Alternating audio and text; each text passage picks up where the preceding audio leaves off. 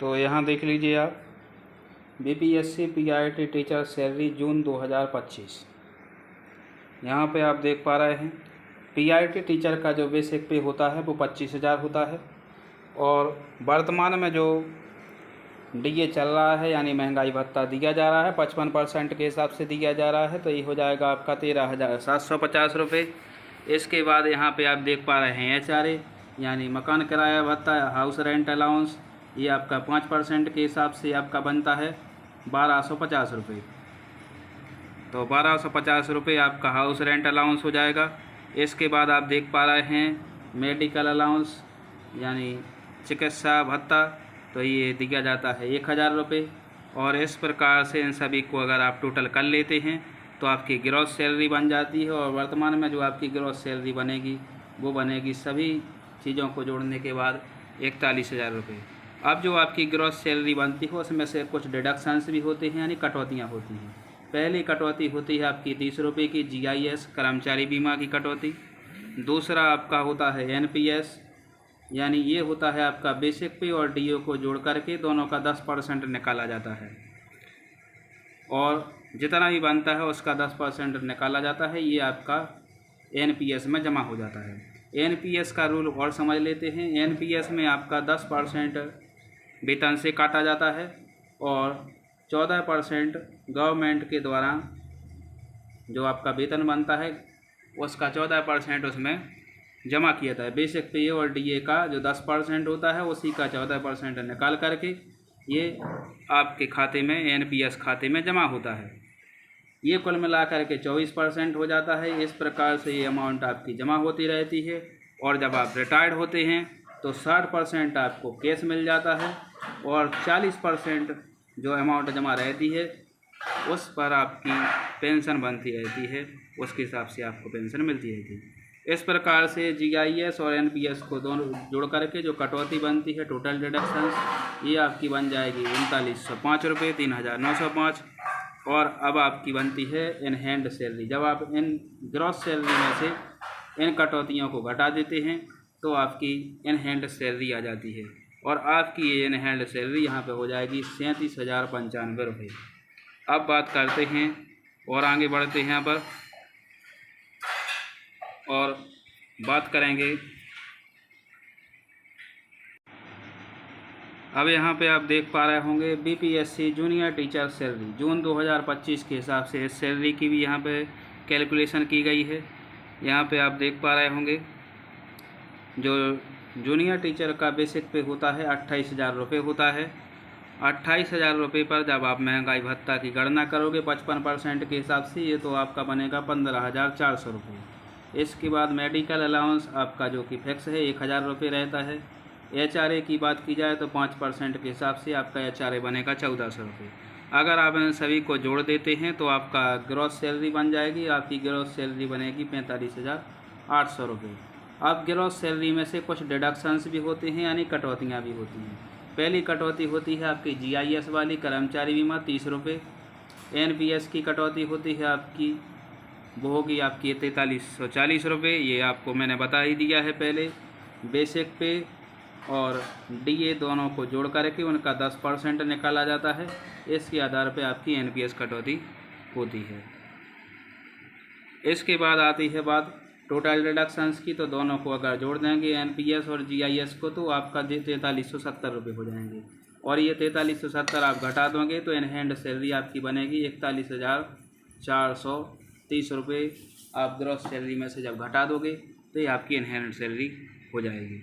इसी प्रकार से और आगे बढ़ते हैं यहाँ पर। अब बात करेंगे यहाँ पर TGT सैलरी की, BPSC तो बात करेंगे यहाँ पर TGT सैलरी की। TGT सैलरी की गणना भी हमने जून 2025 के हिसाब से की है। यहाँ पे आप देख पा रहे होंगे इसका बेसिक पे बनता है आपका 31,000 रुपये।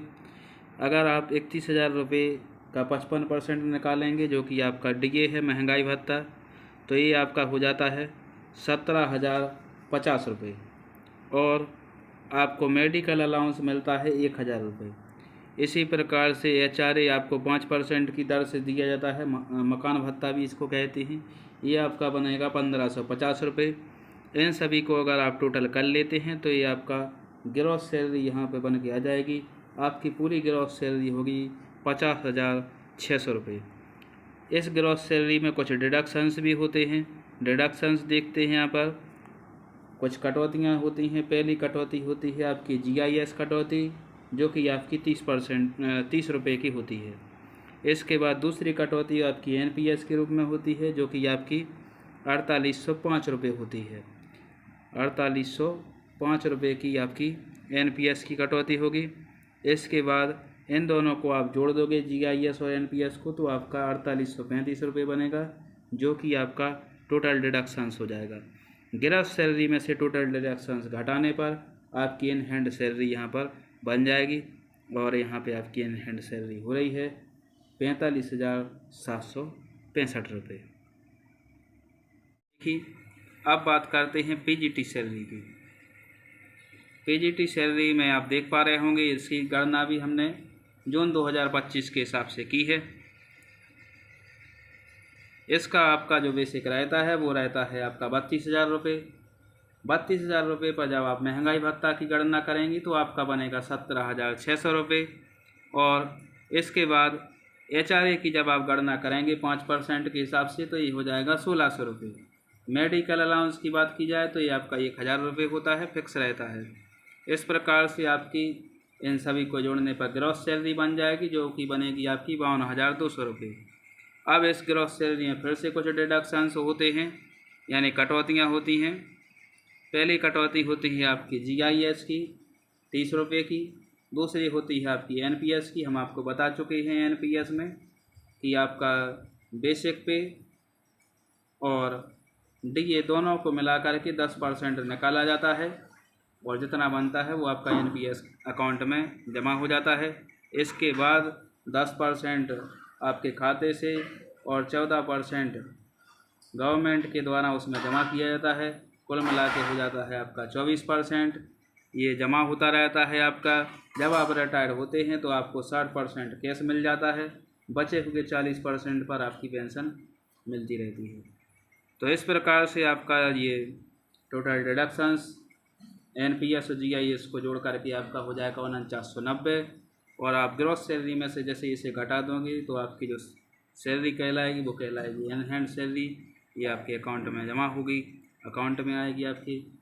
और कुल मिलाकर कितने आएंगे, तो ये आपके हो जाएंगे 47,210 रुपये। तो इस प्रकार से आपने देखा कि यहाँ पर जो BPSC के द्वारा PRT जूनियर टीचर और TGT और PGT लेवल पर जो सभी भर्तियाँ होती हैं, उन सभी की सैलरी को आपने देखा और आपने पूरे विश्लेषण को समझा। तो दोस्तों, निश्चित रूप से ये वीडियो आपको बहुत पसंद आया होगा। मिलते हैं अगले वीडियो में। और यदि आप चैनल पर पहली बार विजिट कर रहे हैं तो आप अपने YouTube चैनल को सब्सक्राइब कर लें और YouTube परिवार का हिस्सा बनें। नमस्कार मित्रों, मिलते हैं अगले वीडियो में। जय हिंद।